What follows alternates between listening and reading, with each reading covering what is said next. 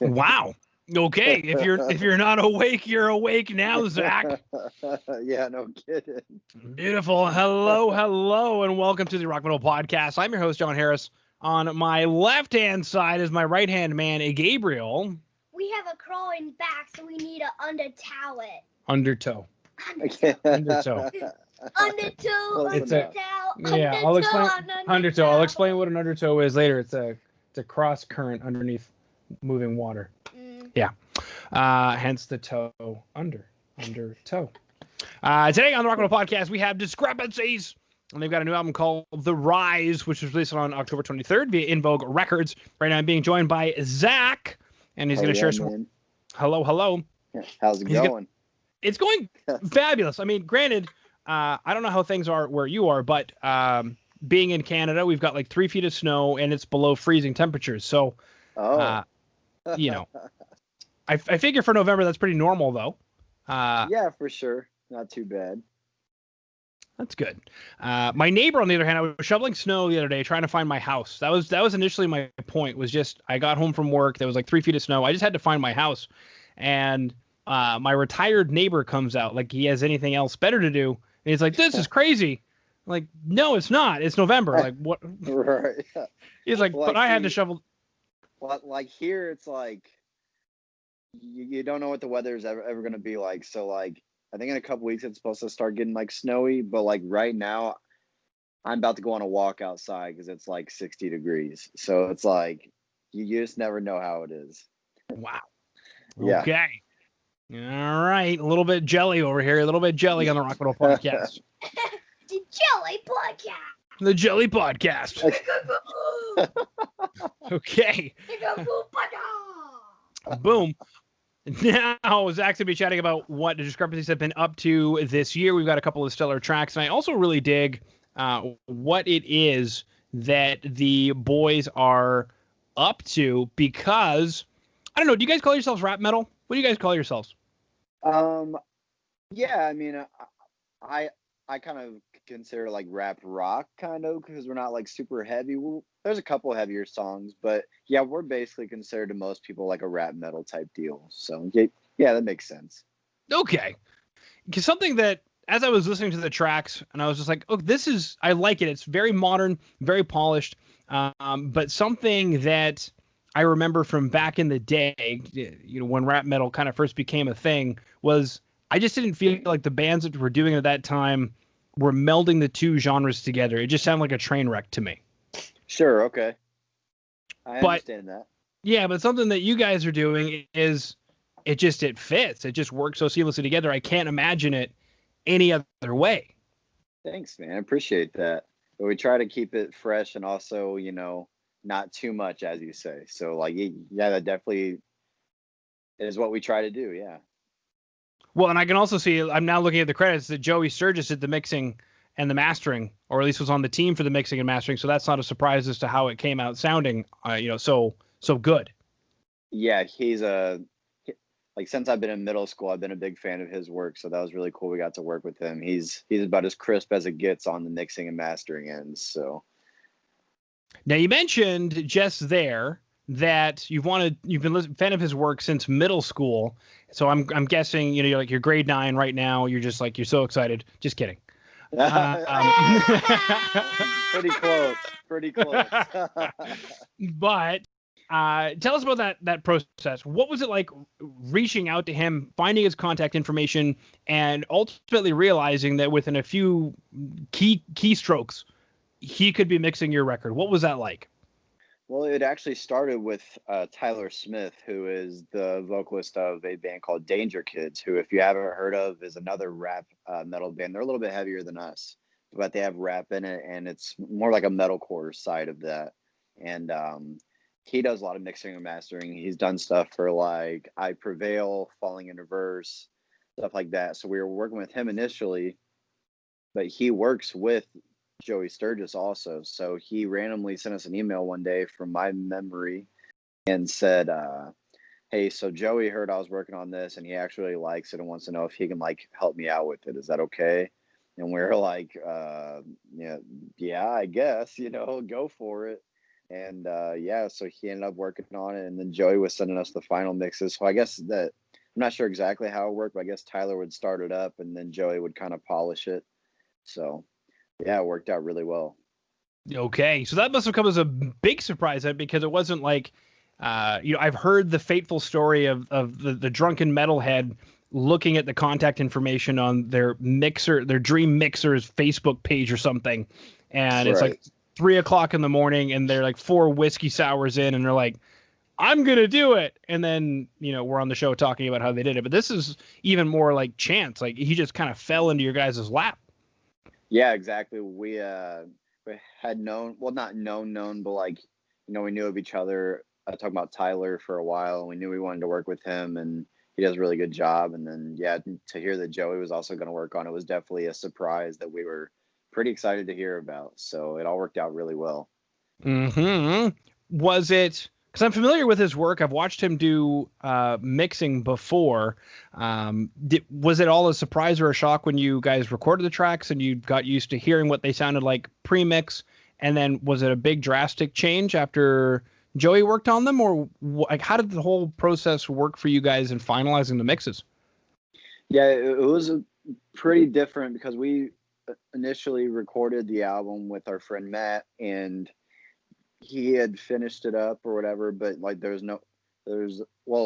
he actually, and not to kill the mood here, but he passed away before we finished the album. So we had recorded it with him, then had to finish it with someone else, and then we were left with like this rough mix of everything. And then we started working with Joey, and whenever we got those mixes back from Joey, it was like, it sounded like we're the next stadium metal band or something. So like, yeah, it was pretty cool. Well, Zach, you definitely brought the mood down. Thank you. Yeah, my bad. and then brought it back up. But something bring it back to the older days where I kind of felt like rap metal was kind of like a train wreck more than a gift to the world. Whereas you guys are bringing something in. I'm not going to name the band, but about 20 years ago, a band came out that did some quasi rap metal stuff. Great band, but their lyrics were not thought provoking. And the thing that's great about rap and hip hop, good rap and hip hop, is there's a groove and thought provoking lyrics. Okay, yeah. And you guys do that.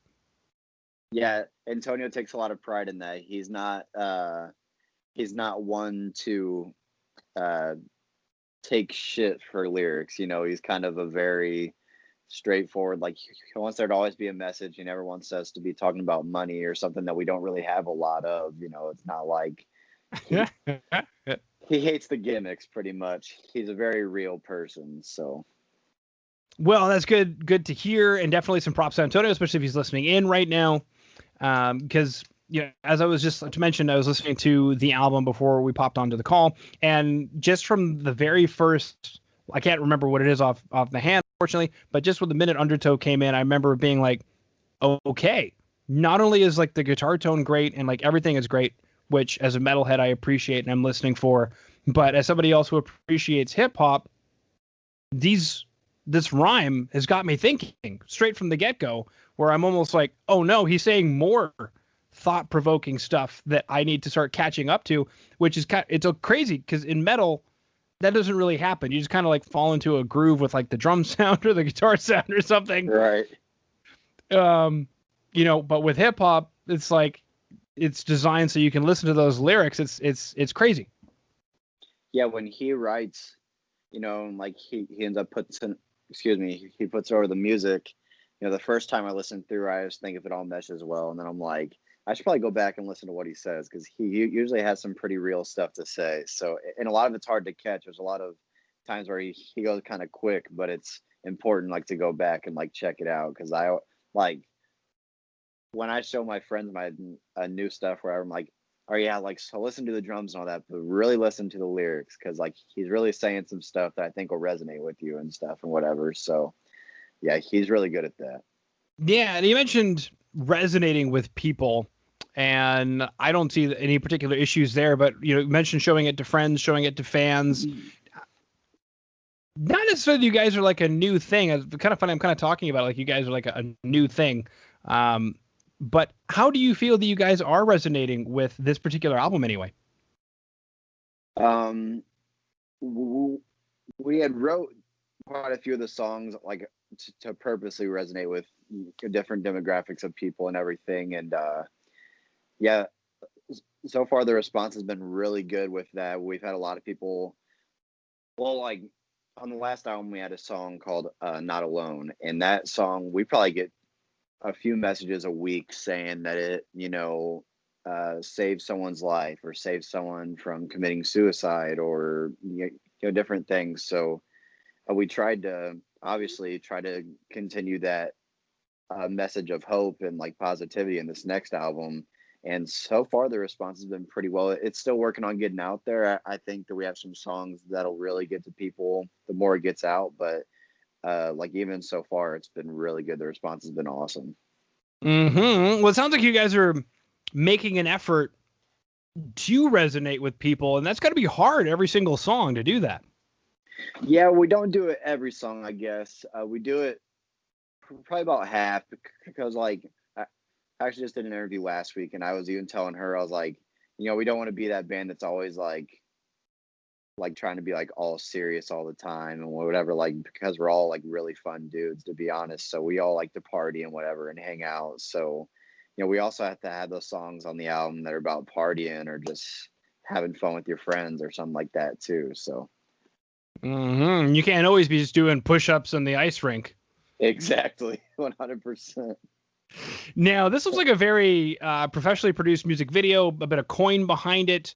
Looks like, at least on YouTube, it came out on April 9th, which at that point you guys are probably in lockdown. So I guess take us through coronavirus in this year, this album, the production, the recording, the mixing, the music videos. Has this year kind of gone to plan, or did you guys have to reconfigure some things? How has this year with coronavirus worked out or not worked out for you guys?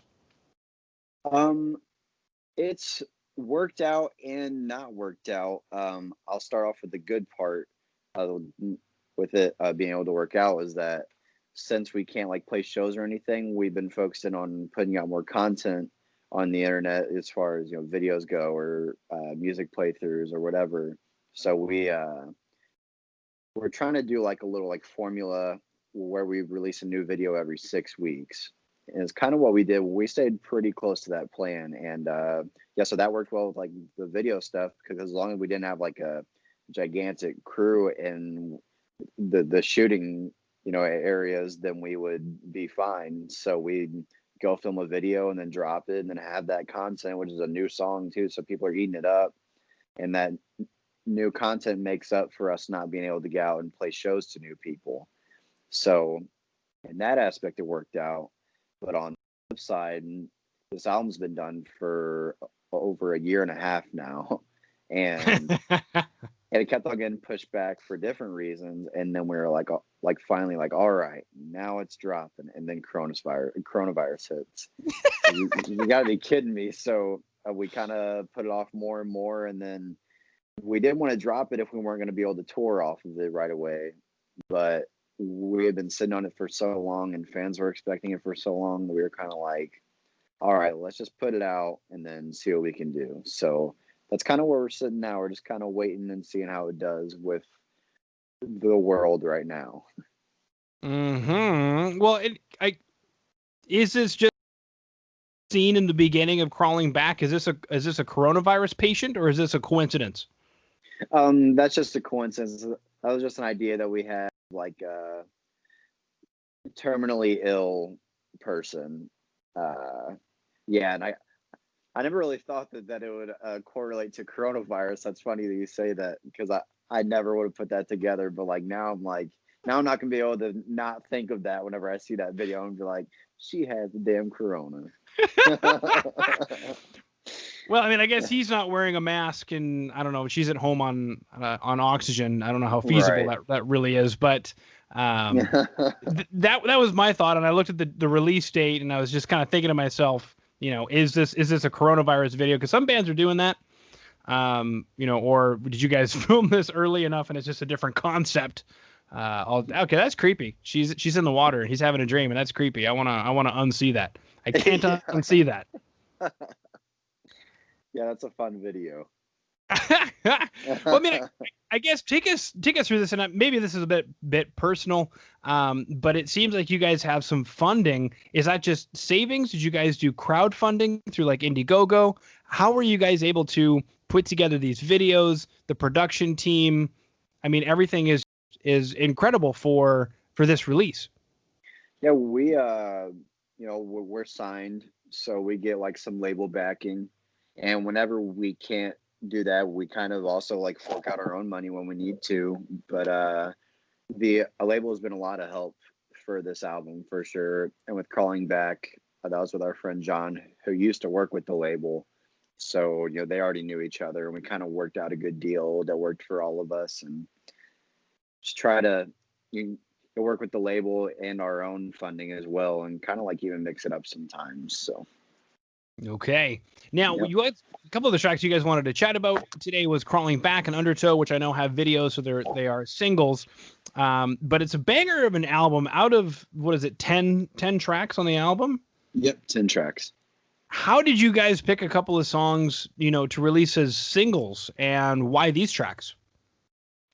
Well, I think we ended up doing 5 singles total, and we all have like a Facebook group chat that we talk in most of the time, and we kind of like just toss out because the label's really cool with us pretty much doing what we want to do for the most part, and so they kind of leave it up to us and our ballpark and our management, and so we all were kind of just talking our group chat, kind of pitching out our ideas, and I was dead set on Undertow being the first single, but then the whole band and the management ended up wanting to drop Control first, and so we dropped that. It did really well. Then we did Undertow next, and that song did a lot less. So they ended up being right, I guess. But and so then we weren't really sure when we were going to do Crawling Back. We didn't know when the album was going to come out, but we wanted to drop Crawling Back when we were announcing the album also. So we were like, well, let's do another song. And then I don't remember which one was next. And then we did one more. And then we're like, all right, we have to do Crawling Back next, and we have to announce this album. So that's how we ended up getting in that order. Okay. And now, I remember initially you were saying, you don't want to release a record if you can't tour on it. And I'm pretty sure the tour has gone very well this year. Yeah. What kind of things have you guys been doing in the interim? Are you writing another album? Are you doing a lot of live streams, acoustic sets? What's been going on in the world of Discrepancies to support this record? We're kind of trying to do everything we can as far as like a podcast go or interviews. Just kind of keep our name out there, and then also, we also do write a lot in our spare time on our computers and stuff, and kind of send each other ideas back and forth, and kind of getting ready for the next release. But as far as for this album, kind of just trying to keep the content out, pushing it out, and then also get as many publications as we can, and just try to show everyone that we can, because we can't show people out on the road like we would like to. So yeah, absolutely makes a lot of sense. Now I'm trying to think if I have any other questions. We've chatted about Crawling Back, we've chatted about Undertow, we've chatted about the music videos, the production team. We've also chatted about In Vogue Records and how they're an awesome record label, which is really good to hear.